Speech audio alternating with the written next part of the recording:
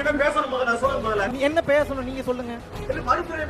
மறுபிறவியை பத்தி வேற யார் சொல்லி கொடுப்பா? ஆன்மீகம்னா என்ன? மகாவிஷ்ணு அப்படின்னு ஒருத்தர் கண்டதையும் பேசி இன்னைக்கு கண்டென்ட் ஆயிருக்காரு. அவர் என்ன அப்படி பேசினாருன்னா, அவர் இந்த உலகத்துக்கு ஏதோ ஒரு முக்கிய செய்தி சொல்ல வராரு, அவர் கொஞ்சம் சொல்ல விடுங்க. அதாவது ஒரு ஸ்கூலுக்கு, அதுவும் கவர்மெண்ட் ஸ்கூலுக்கு போயிட்டு, போன ஜென்மத்தில் நீங்க என்ன செஞ்சீங்களோ அதை பொறுத்து உங்களுக்கு இந்த பிறவி கொடுக்கப்பட்டிருக்கிறது. பாவம் புண்ணியம் கர்மா முன்ஜென்மம் பின்ஜென்மம் அப்படின்னு பேசி ஒரு வாத்தியார் எந்திரிச்சு கேள்வி கேட்க ஆரம்பிச்சிட்டாரு. கேள்வி கேட்கவும் இவர் பதிலுக்கு அவரை கேள்வி கேட்குறாரு, பதில் சொல்லாமல். அதாவது நீங்க ஒரு கேள்வி கேட்டீங்கன்னா நான் ஒரு கேள்வி கேட்பேன், நான் கேட்கறதுக்கு பதில் சொல்லுங்க. உங்களுடைய பெயர் என்ன? நான் கேட்டதுக்கு பதில் சொல்லுங்கள். உங்கள் பேர் என்ன? அவர் கேட்டதுக்கு பதில் சொல்லாமல் பேரை கேட்டு நீ என்னையா பண்ண போகிற, பதிலை சொல்லியா? இவர் அதை தாண்டி அங்கே என்னென்ன பேசினார் அப்படிங்கிறத பார்ப்போம். திருமூலரை தாண்டி நாம் ஒரு வார்த்தை பேச முடியுமா? திருமூலரை தாண்டிய ஞானம் இங்கே யாருக்காவது இருக்கா? திருமூலரை தாண்டிய தெளிவு இங்கே யாருக்காவது இருக்கா? எங்களுக்கெல்லாம் இல்லைப்பா, இருந்திருந்தால் அவன் பேசலாம் நாங்கள் கேட்டுட்டு இருக்கோமா? அப்படி ஒருத்தனுக்கு இருந்ததுனால தான் அவன் உன்னை எந்திரிச்சு கேள்வி கேட்க ஆரம்பிச்சிட்டான். இனிமேல் எல்லாரும் கேட்பாங்க. இப்போது எல்லா மனுஷனுக்கும் ஒரு பிரச்சனை இருக்கும். அதாவது அந்த பிரச்சனைலாம் அவங்க சால்வ் பண்ணியிருப்பாங்க. நிறைய பேர், ஒரு சில பேர் சால்வ் பண்ணிட்டு நிம்மதியாக இருப்பாங்க.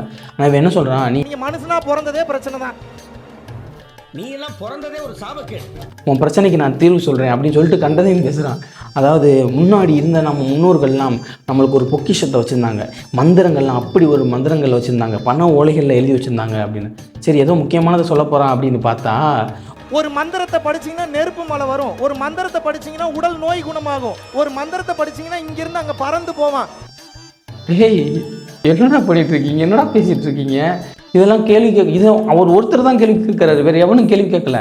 அதனால தான் அவன் காதில் ஏறி செஞ்சுட்டு இருக்கான். நான் கேட்க மாட்டேனாங்க, அறிவு வேணாங்க. இதையெல்லாம் கூட தாண்டிலாம் இதையெல்லாம் பேசிட்டு ஒன்று சொல்கிறான், நான் என்னை நீங்கள் கூட்டிங்கன்னா நான் சத்தியத்தை மட்டும்தான் பேசுவேன், நான் சத்தியத்தை தவிர இங்கிட்டு ஒரு இன்ச்சு இங்கிட்டு ஒரு இன்ச்சு அங்கிட்டு, இந்த சத்தியத்தை தவிர நான் பேச மாட்டேன்றான். ஏய், அவனுக்கு மனநோயிடா, ஹாஸ்பிட்டலுக்கு கூப்பிட்டு போங்கடா. கண்டதே இப்படி உளறிக்கிட்டு இருக்கான். இதுக்கப்புறமா இன்னொன்று பேசுகிறான், அதோட நிற்கலை, அவர் பூஸ்ட் ஆகி பேசிகிட்டே இருக்கான். அவனை சொல்லி நிறுத்துங்களேன்டா, அவன் நிறுத்துற, அது லூசுக்கு மட்டும் வந்துட்டே இருக்கான் போடுறா. இந்த ஸ்கூல் பசங்கள்லாம் பார்த்து ஹானஸ்ட்டாக நீங்கள் கை தூக்குங்க, உங்களுக்கு மனவலி இருக்குல்ல, உங்களுக்கு பெயின் இருக்குல்ல, உங்களுக்கு டிப்ரெஷன் இருக்குல்ல, உங்களுக்கு டென்ஷன் இருக்குல்ல, உங்களுக்கு ப்ரெஷர் இருக்குல்ல, என்னென்னமோ கேட்குறான். கை தூக்குங்க, டக்கு டக்கு டக்கு டக்குன்னு கை தூக்கு அப்படின்றான். கை தூக்கு, டக்கு டக்குன்னு தூக்குங்க. அந்த மேனிப்புலேட் பண்ணுறான், அப்படியே இன்ஃப்ளூயன்ஸ் பண்ணுறான், டக்கு டக்குன்னு. குழந்தைங்கடா அதுங்க, ஸ்கூல் படிக்கும்போது எல்லாத்துக்குமே இருக்கிறது தானடா, கடுப்பாக தான் இருக்கும், எப்படா அதை முடிப்போன்னு இருக்கும். ஹோம்ஒர்க் கொடுத்தாலும் எது கொடுத்தாலும் கிளாஸ் ரூமில் உட்காந்து அப்படி தான் இருக்கும், கஷ்டப்பட்டு தான் படித்தாகணும். அப்போ அது இருக்கிறவங்கள வச்சு நீங்கள் அதெல்லாம் இருக்கல, உங்களுக்கு இந்த இதுலேருந்து நீங்கள் ஏன் விடுபடலை, உங்களுக்கு இந்த ஸ்கூல் எஜுகேஷன் வந்து அது ஹெல்ப் பண்ணுச்சு அப்படின்லாம் கேட்குறான். அது எப்படா ஹெல்ப் பண்ணும்? அவங்க படிக்கிறது அந்த வயசில் கஷ்டமாக தான் இருக்கும், அது போக போக தான் பழகும். அதை நீ இப்படி தான் இருக்கும், இதை பழகிக்கோ, கொஞ்சம் கஷ்டப்பட்டு ரொம்ப கஷ்டப்பட்டுலாம் படிக்க வேணா, பாஸ் ஆனால் போதும், அப்படி போதும் இப்படி போதும், அப்படி தான் அட்வைஸ் பண்ணணும். இவர் நம்ம தனியாக ஏதோ ஒன்று பண்ணி உங்களை கிளியர் பண்ணுற மாதிரி இவர் ஏதோ பேசிகிட்டு இருக்காப்புல, அதுவும் லாஜிக்காக பேசலை, கண்டதையும் உளறிட்டு இருக்கான். நான் ஆசிரியர்களை தவறு சொல்ல மாட்டேன், ஆசிரியர்களுக்கு என்ன இருக்கோ அதைத்தான் சொல்லிக் கொடுக்க முடியும். இப்போ ஆசிரியர்களுக்கும் ஞான கல்வி தேவைப்படுகிறது. அப்புறம் திருமூலரை உங்களால் தவறு சொல்ல முடியாது, வள்ளலாரை தவறு சொல்ல முடியாது, அகத்தியரை தவறு சொல்ல முடியாது, இயேசு பிராணி தவறு சொல்ல முடியாது, நபிகளை தவறு சொல்ல, 2 பேர்த்தையும் இழுத்துக்கிட்டான் வேறு மதத்தை, இத்தனை பேர்த்தையும் சொல்லிகிட்டே இருக்கான். ஏங்க சொல்ல முடியாது? யாரை வேணாலும் தவறு சொல்லலாம். ஏன்னா எல்லாருமே கரெக்டாக இருப்பாங்க அப்படின்னு எதுவும் இருக்கா? கிடையாது. எல்லாருமே ஒரு பாயிண்டில் தப்பு செய்யலாம், அவங்க சொன்ன விஷயங்கள் தப்பாக இருக்கலாம், அப்படி கிடையாது. ஏன்னா தமிழ் நெறி என்ன சொல்லியிருக்கு? எங்கள் மதம் கிடையாது, எங்கள் தமிழ் நெறி என்ன சொல்லியிருக்கு? எங்கள் சியா என்ன சொல்லியிருக்காரு? எப்பொருள் யாரார்வாய் கேட்பினும் அப்பொருள் மெய்ப்பொருள் காண்பது அறிவு. அதாவது எப்பொருள் யார் யார் வாய், அது எந்த வாயாக இருந்தாலும் சரி, அது இயேசுவாக இருந்தாலும் சரி, அல்லாவோட வாயாக இருந்தாலும் சரி, இயேசு பிரானோட வாயாக இருந்தாலும் சரி, அது ஓன் வாயாக இருந்தாலும் சரி, ஏன் வாயாக இருந்தாலும் சரி, இவன் வாயாக இருந்தாலும் சரி, சிவன் வாயாக இருந்தாலும் சரி, எப்பொருள் யார் யார் வாய் கேட்பினும் அப்பொருள் மெய்ப்பொருள் காண்பது அறிவு. அதாவது என்ன யார் சொன்னாலும் பகுத்தறிவோடு அதை அணுகணும், உங்கள் அறிவை யூஸ் பண்ணி அதை அணுகணும். அதைத்தான் 2000 வருஷத்துக்கு முன்னாடி வாழ்ந்தவங்களும் சொன்னாங்க, இப்போ வாழ்ந்தவங்களும் அதைத்தான் சொல்கிறாங்க, இதுக்கு முன்னாடி வாழ்ந்தவங்களும் அதைத்தான் சொன்னாங்க. பகுத்தறிவு தான் ஃபஸ்ட்டு முக்கியம். சரி, இப்போ இந்த விஷயத்துக்கான இவ்வளோ பிரச்சனையானதுக்கான மெயின் காரணம் என்னென்னா, எப்படியோ வாழ்ந்து எப்படியோ செத்து போயிடலான்னு மட்டும் நினைக்காதீங்க. அடுத்த பிறவி கொடூரமாக இருக்கும். போன ஜென்மத்துல நீங்க என்ன செஞ்சீங்களோ அதை பொறுத்து உங்களுக்கு இந்த பிறவி கொடுக்கப்பட்டிருக்கிறது. அவர் பேசின அந்த முன் ஜென்மம், நீங்கள் இந்த ஜென்மத்தில் செய்கிற பாவம் தான் அடுத்த ஜென்மத்தில் உங்களுக்கு இதாக வருது அப்படின்னு சொன்னாங்க.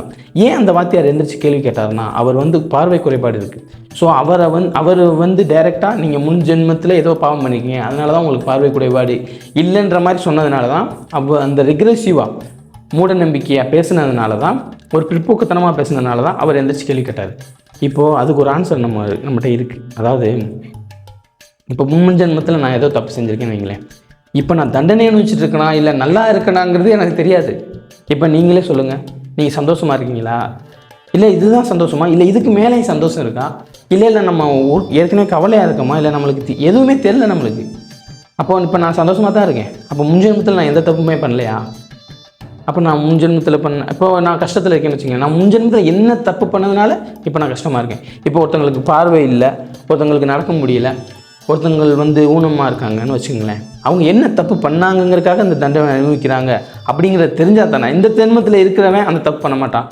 ஸோ இதில் ஒரு லாஜிக்கே கிடையாது. ஏன்னா இப்போ ஒரு தப்பு பண்ணிட்டு ஜெயிலுக்கு போனால், நீ இந்த தப்பு பண்ணக்காக தான் நீ ஜெயிலுக்கு வந்த, அதனால் அடுத்த தடவை இந்த தப்பு பண்ணினா மறுபடியும் நீ ஜெயிலுக்கு வருவ அப்படி சொன்னால் தானே அவன் அந்த தப்பு பண்ண மாட்டான். இதில் லாஜிக்கே இல்லையே அப்படின்னு நான் கேட்கல ஃப்ரெண்ட்ஸ், நான் கேட்கல. 2500 வருஷத்துக்கு முன்னாடி வாழ்ந்த புத்தர் கேட்டார். புத்தர் கேட்ட 2500 வருஷத்துக்கு முன்னாடி வாழ்ந்தவனுக்கு இந்த அறிவு நம்மளுக்கு இருக்குல்ல. அவன் பேசுகிறத கேள்வி அப்படியே பார்த்துட்ருக்கோம். இப்படி பார்த்துட்டு இருக்கிறதுனால தான், நம்ம பகுத்தறிஞ்சு யோசிக்காதனால தான் இவ்வளவு பிரச்சனையும். இந்த மாதிரி ஆளுங்கள்லாம் வந்து இவ்வளவு பெரிய நம்ம குழந்தைங்க முன்னாடி இன்ஃப்ளூயன்ஸ் பண்ணி நம்ம குழந்தைங்களை வந்து முட்டாளாக்கிக்கிட்டு இருக்காங்க. ஸோ பகுத்தறிவை யூஸ் பண்ணுங்கள், சந்தோஷமாக வாழுங்க, நிம்மதியாக வாழுங்க. இந்த மாதிரி தற்கொலைகள்லாம் அடித்து தொழுத்தி விடுங்க அப்படின்னு கேட்டு விடைபெறுகிறேன். நன்றி, வணக்கம். கடாச்சா.